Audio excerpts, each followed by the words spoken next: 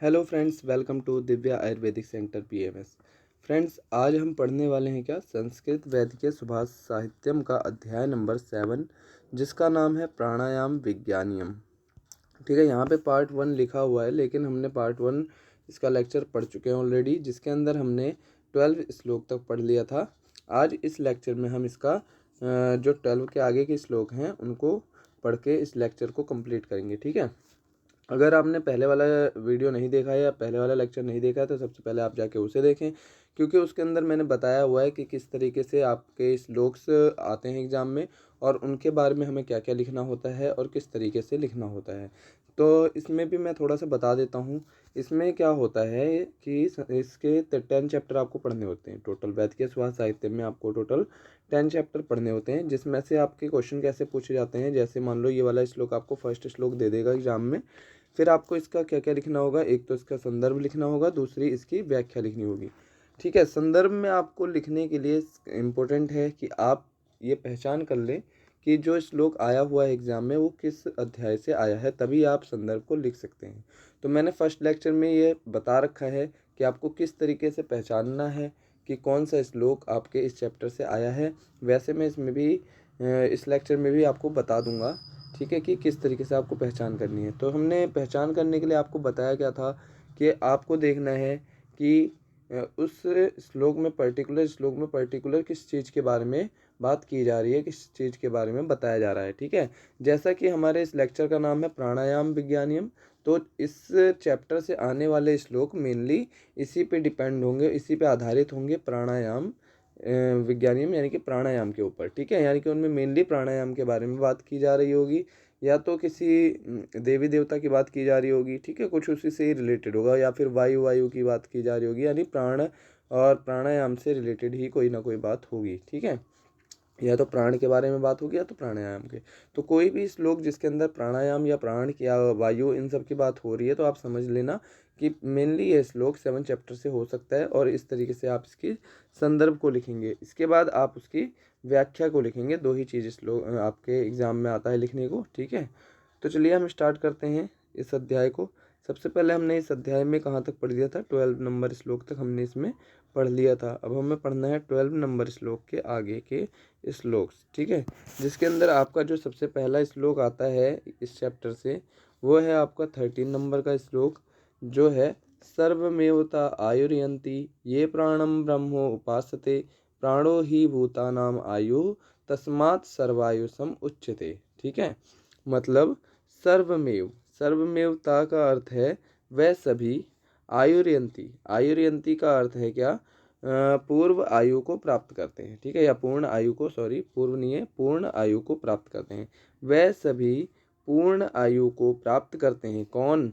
ये मतलब जो, प्राणम मतलब प्राण की, ब्रह्मो उपासते यानी कि ब्रह्म रूप से उपासना करते हैं, यानी कि जो लोग प्राण की ब्रह्म रूप से उपासना करते हैं वह सभी पूर्ण आयु को प्राप्त करते हैं। ठीक है, इसके बाद है प्राणो ही का मतलब है प्राण ही, भूतानाम आयु अर्थात प्राणियों की आयु है। कौन?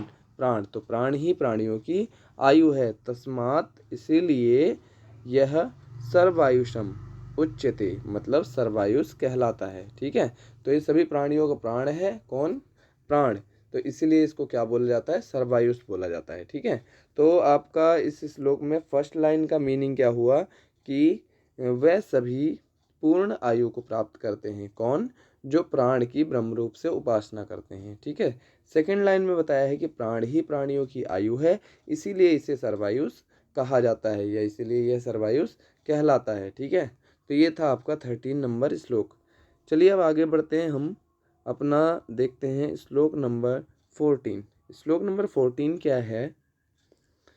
श्लोक नंबर 14 है आथर्वणि आंगिरसि दैवी मनुष्यजा उत औषधया प्रजायन्ते यदा त्वं प्राण जीवन्यसि। ठीक है, प्राण जीवन्यसि। अब एक एक वर्ड की हम मीनिंग यहाँ पर देखेंगे। सबसे पहले बताया क्या? आथर्वणि। ठीक है, आथर्वणि ये एक नाम है, आंगिरसि नाम है, दैवी नाम है, और मनुष्यजा ये भी एक नाम है। ठीक है, तो नाम किसके हैं? तो ये 4 औषधियों के नाम हैं। सबसे पहली औषधि कौन सी है? आथर्वणी, ठीक है। दूसरी औषधि कौन सी है? आंगिरसी, तीसरी दैवी और चौथी मनुष्यजा, ठीक है। औषधया यानी कि यह औषधियाँ हैं, ठीक है। प्रजायन्ते मतलब सफल होती हैं, यदा जब तक, तुम प्राण हे प्राण, जीवन्यसी यानी कि प्रेरणा करते हैं, ठीक है। यानी कि कुल मिला के यहाँ पर मीनिंग क्या हुआ कि हे प्राण, जब तक तुम प्रेरणा करते हो, ठीक है, तभी तक आथर्वणी, आंगिरसी, दैवी और मनुष्यजा मतलब मनुष्य के द्वारा निर्मित औषधियाँ सफल होती हैं। यानी कि जब तक प्राण की प्रेरणा नहीं होगी तब तक कोई भी औषधियाँ काम नहीं करेंगी, सारी औषधियाँ विफल हो जाएंगी।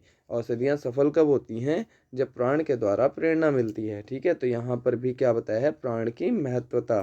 तो दोनों श्लोक में देखो प्राण की बात करी गई है। मैंने बताया था प्राण या वायु और इन सब प्राणायाम इन सब की बात होगी तो आपका श्लोक नंबर 7 चैप्टर नंबर 7 से श्लोक आया होगा, ऐसा मान के आप उसकी संदर्भ लिखेंगे, ठीक है। और मेनली ये भी एक तरीका नहीं है, अच्छा तरीका तो ये भी है कि आप याद रखें कि आपको 4 तरीके के बारे में औषधियाँ किस श्लोक में और किस चैप्टर में आपने पढ़ी थी। ये इतना आप अगर अपने ध्यान में रखें तो पक्का आपका क्वेश्चन गलत नहीं होगा, ठीक है।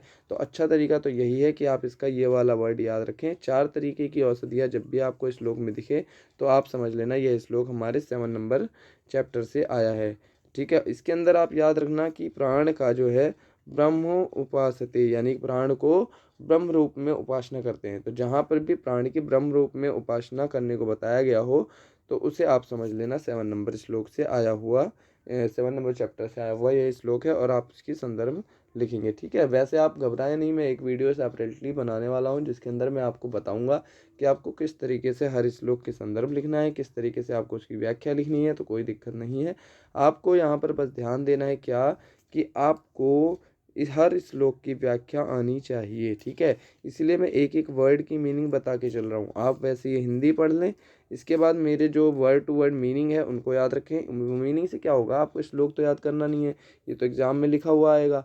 लेकिन अगर आपको 4 से 5 वर्ड भी अगर आपको इसकी पता है, उनकी मीनिंग पता है, तो आपको ये हिंदी इजली याद आ जाएगी और आप इसकी व्याख्या कर सकते हैं, ठीक है। तो इस तरीके से आपको इसकी व्याख्या करके आना है और संदर्भ करके आना है। इसके बाद हम आगे बढ़ते हैं, हमारा श्लोक नंबर है 15। 14 तक हमने पढ़ लिया है, अब हम पढ़ेंगे श्लोक नंबर 15। श्लोक नंबर 15 क्या है? ब्रह्मादयो अपि त्रिदशाः पवना अभ्यास तत्पराः अभूवन्त्रतक भयात अस्मात् पवनम अभ्यसेत, ठीक है। अब वर्ड टू वर्ड मीनिंग क्या होगी इसकी? तो ब्रह्मादयो अपि त्रिदशाः मतलब ब्रह्मा आदि देवता भी पवना अभ्यास तत्परा यानी कि पवना अभ्यास यानी प्राणायाम करने के लिए तत्पर रहते हैं, ठीक है। इसके बाद अभूवंत्रक अभयात, ठीक है। अभूवंत्रक भयात मतलब मृत्यु के भय से, अस्मात् मतलब कि इसीलिए, पवनम अभ्यसेत मतलब प्राणायाम का अभ्यास करना चाहिए, ठीक है। तो ऊपर वाली लाइन में बताया गया है कि ब्रह्मा आदि देवता भी प्राणायाम के अभ्यास में तत्पर रहते हैं, ठीक है। और मृत्यु के भय से हमें प्राणायाम का अभ्यास करना चाहिए, ठीक है। तो ये हुई हमारी टोटल मीनिंग, यानी ब्रह्मा आदि देवता भी मृत्यु के भय से प्राणायाम में तत्पर हुए, इसलिए प्राणायाम का अभ्यास करें, ठीक है। तो ये टोटल मीनिंग हुई आपके इस श्लोक की। अब हम अगला श्लोक देखेंगे। अगला श्लोक हमारा श्लोक नंबर 16। श्लोक नंबर 16 में क्या बताया गया? देखो यहाँ पे एग्जाम लिखा हुआ है, मेनली ये CCS के लिए लिखा गया है, ठीक है। CCS में आया हुआ ये श्लोक है, ठीक है। तो चलिए हम इसको पढ़ते हैं किस तरीके से, अच्छे से पढ़ना अब क्योंकि एग्जाम में आ चुका है, रिपीट भी हो सकता है, ठीक है। तो क्या है श्लोक? दहायन्ते एक मिनट रुकना अभी, ठीक है। चलिए स्टार्ट करते हैं। दहायन्ते ध्यायमानानां धातूनां हि यथा मलाः तथे इंद्रियाणां दहान्ते दोषा प्राणस्य निग्रहात्। मतलब क्या है इसका? देखो एक बार और श्लोक की हम रीडिंग करते हैं। दहायन्ते ध्यायमानानां धातूनां हि यथा मलाः, ठीक है, तथे इंद्रियाणां दहान्ते दोषाः प्राणस्य निग्रहात्, ठीक है। दहान्ते मतलब क्या है यहाँ पर? दहान्ते का अर्थ है दाह, ठीक है। जैसे अग्नियों में नष्ट होते हैं, दहान्ते यानी कि दाह में जैसे नष्ट होते हैं। ध्यायमानानाम मतलब धोखे जाने वाले या डाले जाने वाले, ठीक है। तो दहान्ते मानानाम मतलब अग्नि में धोखे जाने वाले या फिर अग्नि में डाले जाने वाले जिस प्रकार से नष्ट हो जाते हैं, उसी प्रकार से धातूनाम ही यथा मलाह यानी कि धातुओं के मल का भी, तथे इंद्रियाणाम दहान्ते यानी कि उसी प्रकार इंद्रियों के दहान्ते मतलब नष्ट होते हैं, दोषाः मतलब दोष, प्राणस्य निग्रहात् मतलब कि प्राणस्य मतलब प्राणायाम से, निग्रहात् मतलब नष्ट होते हैं। ठीक है, तो यहाँ पर मेनली क्या है कि जिस प्रकार से दहान्ते ध्यायमाना नाम, जिस प्रकार से अग्नि में धोखे या डाले जाने वाले नष्ट हो जाते हैं, उसी प्रकार से धातुओं के मल और इंद्रियों के दोष ये सब क्या होते हैं, दहान्ते मतलब क्या है, नष्ट हो जाते हैं। किससे? प्राणस्य निग्रहात् मतलब प्राणायाम के द्वारा। ठीक है, तो जिस प्रकार अग्नि में धोखे जाने वाले धातुओं के मल नष्ट होते हैं, उसी प्रकार प्राणायाम से इंद्रियों के दोष नष्ट होते हैं। ठीक है, तो मेनली मीनिंग वही है। आप उस तरीके से भी लिख सकते हैं और इस तरीके से भी लिख सकते हैं। ऐसा कुछ नहीं है कि मैंने पहले जो बताया वो थोड़ा अलग था, इस बार का थोड़ा अलग है, ऐसा नहीं है। आपको बस इसकी व्याख्या लिखनी है और यहाँ पर व्याख्या में श्लोक के हर वर्ड की मीनिंग बिल्कुल अच्छे से साफ से लिखी होनी चाहिए। ठीक है, आप ज़्यादा कहानी बना के लिखोगे ना तो भी एग्जामिनर को दिक्कत आती है। ठीक है, व्याख्या में आपको कोशिश करना है हर वर्ड की वर्ड टू वर्ड मीनिंग लिख के आप उसकी व्याख्या करें, ताकि एग्जामिनर को ये ना लगे कि आपने रटा है। ठीक है, आपको वर्ड टू वर्ड बताना है। ठीक है, तो दहान्ते ध्यायमाना नाम धातु नाम ही यथामला यानी कि जिस प्रकार से धातु नाम ही यथामला मतलब धातुओं के मल जो है वो नष्ट हो जाते हैं, ध्यायमाना नाम यानी धोखे जाने से, दहान्ते यानी अग्नि में धोखे जाने से नष्ट हो जाते हैं, उसी प्रकार तथे इंद्रियाणाम दहायन्ते यानी कि इंद्रियों के जो दोषा मतलब दोष होते हैं वो दहान्ते मतलब नष्ट हो जाते हैं। किससे? प्राण से निग्रहात मतलब प्राणायाम से। ठीक है, तो इस तरीके से आपका यह श्लोक नंबर 16 भी कंप्लीट हुआ। हम देखेंगे अपना श्लोक नंबर 17। श्लोक नंबर 17 में क्या बताया है? यथा सिंहो गजो व्याघ्रो भवेद वस्या शनैः शनैः तथैव सोवितो तथैव सेवितो। ठीक है, वायु अन्यथा हंति साधकम। अर्थ क्या हुआ इसका? तो एक एक वर्ड की सबसे पहले देखते हैं। यथा, यथा का अर्थ है जैसे, सिंहो यानी कि शेर, गजो यानी कि हाथी, व्याघ्रो यानी कि बाघ, भवेद मतलब होते हैं, वस्या मतलब वश में, शनैः शनैः मतलब धीरे धीरे, यानी जिस प्रकार से हाथी शेर और बाघ धीरे धीरे हमारे वश में होते हैं, तथैव मतलब वैसे या उसी प्रकार से, सेवितो। ठीक है, उसी प्रकार से सेवितों का मतलब हो गया धीरे धीरे। ठीक है, उसी प्रकार से सेवितो यानी धीरे धीरे अभ्यास करने से, वायुर अन्यथा। ठीक है, यानी कि प्राण वश में होता है, अन्यथा मतलब अर्थात जल्दबाजी करने पर। ठीक है, अर्थात जल्दबाजी करने, अन्यथा मतलब वरना। ठीक है, कहते हैं ना वरना ये हो जाएगा, तो अन्यथा यानी जल्दबाजी करने पर क्या हो जाएगा? हंति मतलब होता है नाश करता है, साधकम मतलब साधक का। ठीक है, तो यहाँ पर बताया गया है जिस प्रकार शेर हाथी और बाघ धीरे धीरे परिश्रम करने से या फिर अभ्यास करने से वश में होते हैं, तथैव मतलब उसी प्रकार से सेवितो यानी धीरे धीरे अभ्यास करने से जो वायु मतलब प्राण है वो भी हमारे वश में होता है। अन्यथा मतलब अगर हम उसमें अन्यथा मतलब वरना अगर हम उसमें जल्दबाजी करेंगे तो हंति मतलब नाश कर देगा, किसका? साधक का। ठीक है, तो हमें प्राणायाम करने के लिए जल्दबाजी नहीं करनी है, आराम आराम से हमें प्राणायाम करना है, और प्राणायाम धीरे धीरे करने से हमारे जो प्राण है वो हमारे बस में हो जाएगा। ठीक है, तो मेनली इसके अंदर भी प्राण की बात करिए, वायु की बात करिए, तो आप अंदाज़ा लगा सकते हैं कि यह श्लोक किस चैप्टर का है, हमारे 7 नंबर श्लोक का, 7 नंबर चैप्टर का श्लोक है। ठीक है, यहाँ पर आप कुछ वर्ड्स भी ले सकते हैं जो कि आपको याद दिला दे कि किस चैप्टर से आया हुआ है। तो वस्या शनैः शनैः यानी धीरे धीरे वश में, जहाँ पर भी ये बात बताई हो कि धीरे धीरे किसको, प्राण को या फिर किसी भी जानवर को वश में करना है, तो आप 7 नंबर श्लोक का चैप्टर, इसको 7 नंबर चैप्टर का श्लोक आप मान सकते हैं। ठीक है, इसके बाद 16 नंबर में आपको याद रखना है क्या कि दहायन्ते दह्यमानानाम धातूनाम मतलब अग्नि में, अग्नि की बात जहाँ पर करी गई हो, जिस प्रकार अग्नि में धोखे जाने पर, या फिर इन सब से अंदाजा लगा सकते हैं, या फिर मेनली आप प्राणस से याद रखिए, जहाँ पर भी प्राणायाम, प्राण और वायु इन सब की बात की जा रही हो, वो 7 नंबर का चैप्टर का श्लोक होगा। ठीक है, तो आप इस तरीके से याद रखें फ्रेंड्स, बिल्कुल जल्दबाजी ना करना। मैं थोड़ा जल्दी जल्दी बोल रहा हूँ तो कमेंट करके ज़रूर बताना, आगे से थोड़ा धीरे धीरे पढ़ा दूँगा, ठीक है। लेकिन आप प्लीज़ एक भी श्लोक मत छोड़ना, सारे श्लोक पढ़ना और एग्ज़ाम के अंदर अपना बेस्ट से बेस्ट एक भी श्लोक छोड़ के मत आना, ठीक है। बहुत अच्छे से करके आना, और जिस तरीके से मैं बता रहा हूँ इस हिसाब से तो आपको बहुत ही अच्छे से करके आना चाहिए, ठीक है। चलिए हम अगला श्लोक देखते हैं। श्लोक नंबर हमारा 18 श्लोक क्या बोलता है वो देखिए। प्राणायाम येन युक्तेन सर्वरोग क्षयो भवेत आयुक्ता अभ्यास योगेन सर्वरोगस्य संभवा, ठीक है।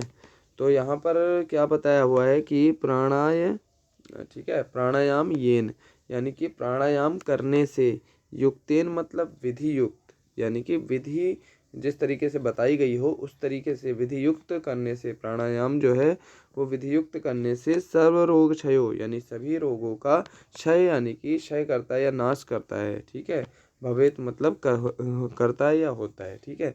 तो प्राणायाम अगर आप विधि युक्त करते हैं तो सभी रोगों का नाश होता है, ठीक है। अयुक्ता का मतलब होता है अविधि युक्त अभ्यास, यानी कि अच्छे प्रकार या जो विधि बताई गई है उस तरीके से अभ्यास ना करने से, यानी कि अयुक्ता अभ्यास योगेन, ठीक है। यानी कि अविधि युक्त या सही प्रकार से नहीं करने से, ठीक है। क्या अभ्यास, ठीक है, अभ्यास योगेन यानी कि अभ्यास सही युक्त सही तरीके से अगर आप नहीं करते हैं तो क्या होगा, सर्वरोगस्य संभवा, सर्वरोगस्य मतलब सभी प्रकार के रोग, संभवा मतलब उत्पन्न होते हैं, ठीक है।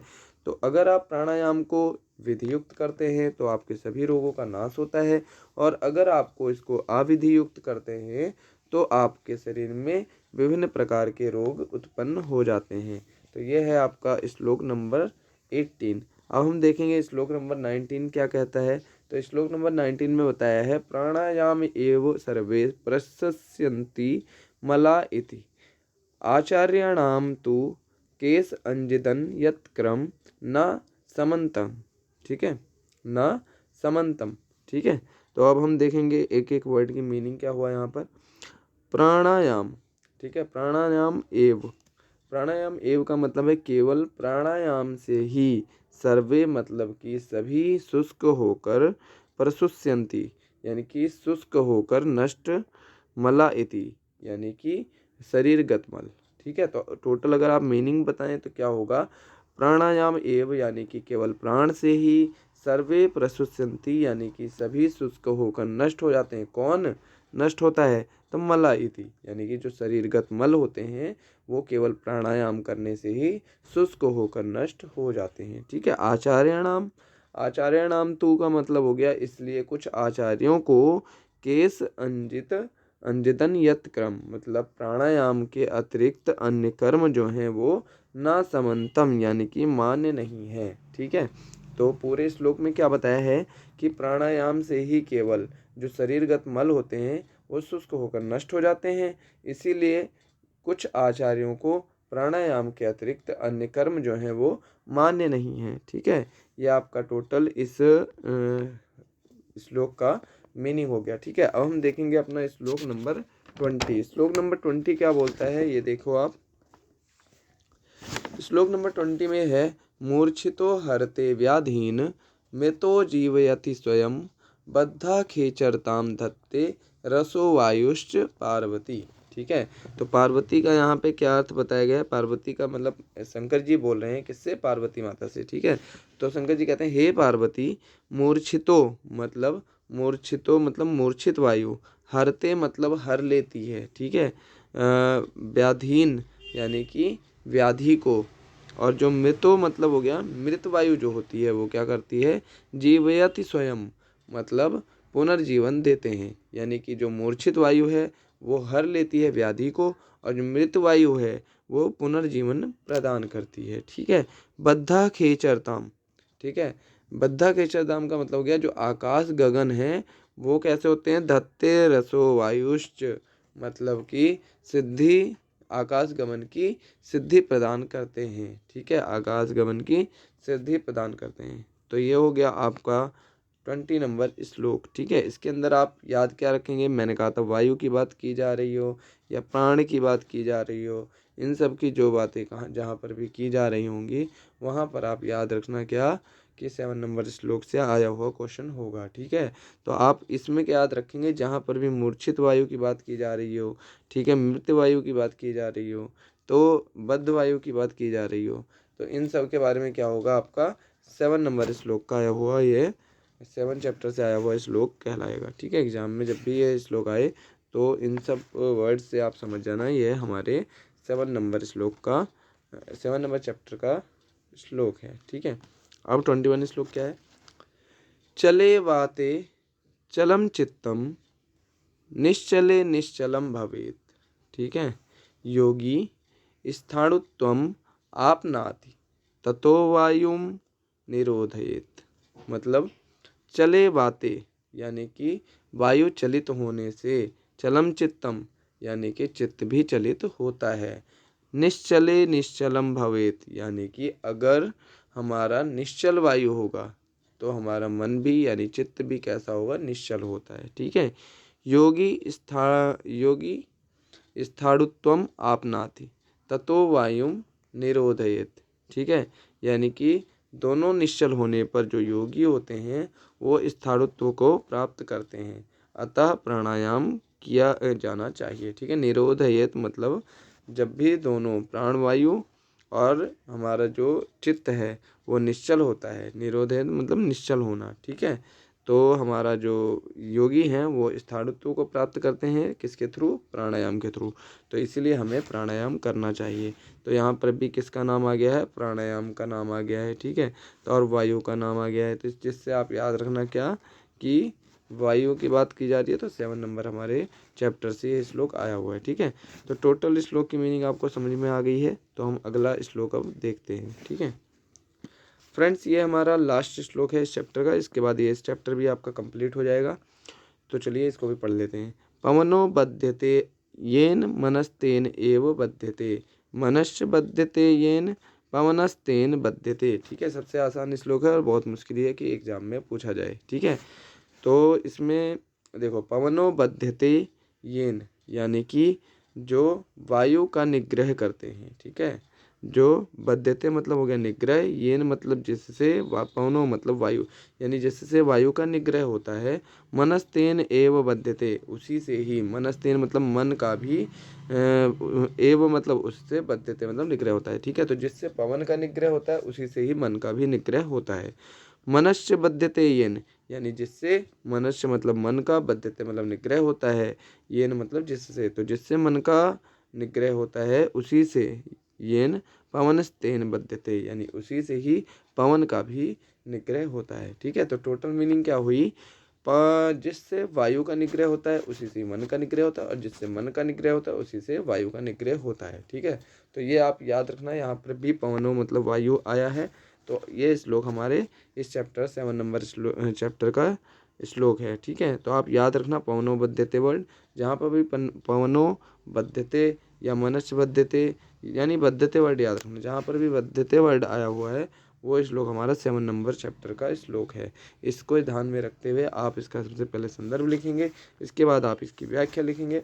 हर वर्ड की मैंने आपको मीनिंग बता दी है, इससे आपको याद करने में, इस श्लोक की मीनिंग को याद करने में ईजी रहेगा।